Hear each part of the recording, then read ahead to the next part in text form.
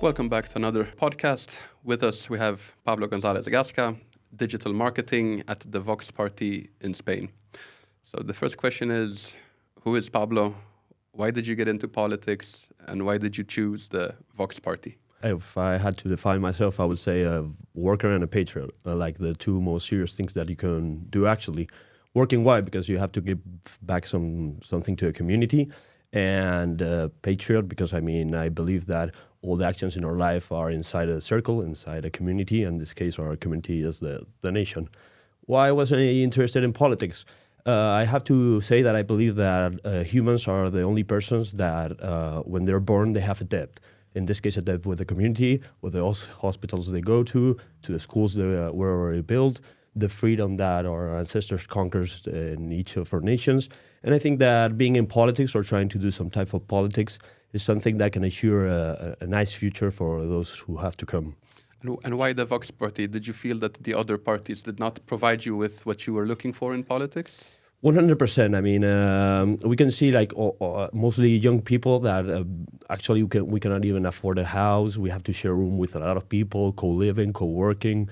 We don't have the opportunity to develop our lives or build our own family. So I saw that Vox was something that broke with that system that is destroying all our welfare and so on. And Spain has had some economic problems. It started even in 2008 with the financial crisis. Later, they were included in this name of the pigs countries, Portugal, Ireland, Greece, Spain.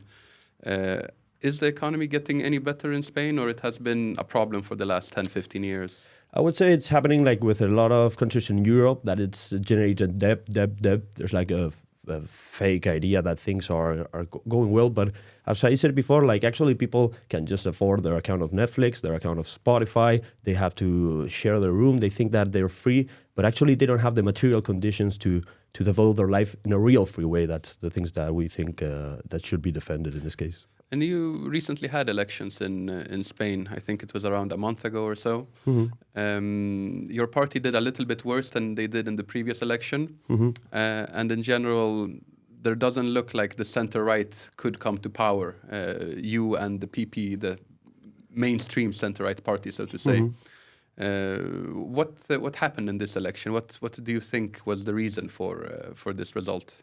I would say, first of all, that I want to break a bit that frame. The thing is that the left parties are the ones that most vote lost. But as you can know, or maybe people know, in Spain, the legislation of the electoral law is quite different. For giving you an example, for Vox to achieve one deputy, it needs 70,000 votes. And for a separatist party, even it's 30,000, 40,000. What happened with this problem? That Vox has a lot of votes, but it is not traduced into deputies or chairmen.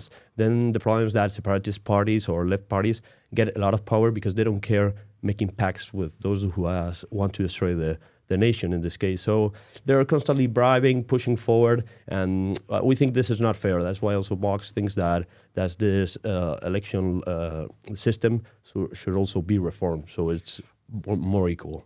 Speaking again about terrorism and migration, these other terror attacks in 2004 in Madrid in the train station with almost 200 killed, if I remember correctly, and again in Barcelona with this van that drove into a crowd of people. These were cases of Islamist terrorism. And in recent years, there has been a lot of migration to Spain from various parts of, especially North Africa, but also the Middle East.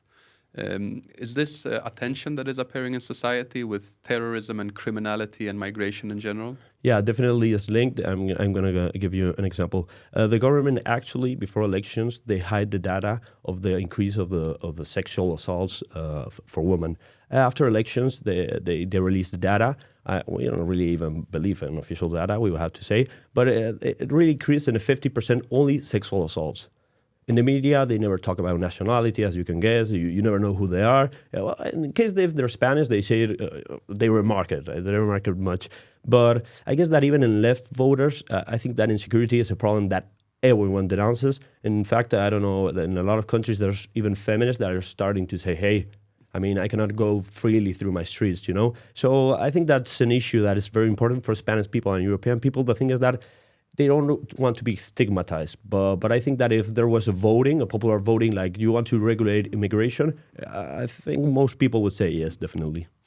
And in this most recent electoral campaign, was immigration an issue? Because there has been a lot of these boats that go to the Canary Islands or to the southern coast of Spain. Was this something that was talked about in media or in the TV debates, for example? Not much. To give you an example, these elections were in the same place or time that all the revolt in France occurred, you know? And I remember we started, me as a digital marketing, to put in internet banners like, now it's France, next is going to be Spain. What happened? That's where vanished. They published an article talking about our campaign in digital media, and there was like, a Google representative said that this ad was definitely took over Google because it was something that was provoking people, or it was hate speech. And I'm like, where's the hate speech? And the people that are suffering the consequences of illegal immigration, or the ones that are making it happen, you know? That's incredible. And for sure, I'm going to give you another example. There's a famous case, Lewandowski. Lewandowski went to play for Football Club Barcelona, and the first week he was in Barcelona, he was robbed. I didn't see any notice of Lewandowski being robbed in Warsaw, in Krakow. No, I guess there's something there, no? And we are the only party in Spain that is brave enough to denounce it. So apart from media, because you mentioned that these tech giants, they censor some of these issues, but do Spanish people feel safe enough to discuss these problems, for example, if they are at work or with their families privately? Can they talk about it, or they rather prefer to stay silent about controversial topics? Definitely not. I mean, in Spain, political parties like the past brought a lot of hate, and there's a lot of families that even I remember, like, coronavirus type of news or whatever, so that you cannot even talk freely, you know, because it's something that is going to break your family, break your job. I can imagine that in other countries happens the same. But I was remembering when I was working here in Poland, in IBM, with Black Lives Matter, I was receiving emails constantly like, hey, if you have a black colleague, hug him and so on. And it's like, okay, I don't know, but when are my problems, my real problems represented? Why are they constantly pushing, even in work? I come here to work my 8 hours. I don't want your propaganda. I mean, that would be it. Yeah. Sure. Also, another issue right now in Europe that is in every country debated is the war in Ukraine. And sometimes when you read articles about the Vox Party in international media, they claim that the party is somehow pro-Russian. They make comparisons to Marine Le Pen. But in reality, when you look at the statements made by your party leader, Santiago Abascal, or other top politicians, they're always very much pro-Ukraine. Why do you think that the media is claiming that you are not a pro-Ukrainian party? I would say it's a complete demonization. I mean, the mass media is always going to try to put whatever bad thing that is how to explain myself, sorry. If there's something that people feel is bad, they're going to try to associate it to us. I mean, to give an example, in Madrid there was like the Summit of Madrid. Santiago Abascal, our leader, convoked like all the main leaders of Europe, and it was already condemned, the attack to Russia, to Ukraine. We always defend the sovereignty of nations, and you see media and it's like, Santiago Abascal is pro-Russian, and it's like, but we were the first party in Spain that condemned the invasion. It's crazy. Yes, this was a meeting, if I remember correctly, I think it was in January 2022. I would say January. Yeah, 1 year ago. So it was when Russia was already doing this military buildup on the borders of Ukraine. And everybody at that meeting, it was the people from the parties of the Identity and Democracy group. So, for example, Marine Le Pen, Salvini, and others. And the ECR group, where you have Meloni, the Polish conservatives. And if I remember correctly, the only person who did not want to sign the statement was Marine Le Pen. But otherwise, all other parties that were attending were very much supporting Ukraine and telling the Russians to stop threatening with an invasion. So this is clearly something that people who want to know more about Vox and their position on that, they should look at what was said at that meeting. And today, what are the main feelings amongst people in Spain? Can they relate to a war that is so far away from them? Because, of course, for Poland, it's easier to think about it. But for Spain, you're more maybe closer to other parts of the world, such as Morocco, Algeria, or now even the crisis in Niger.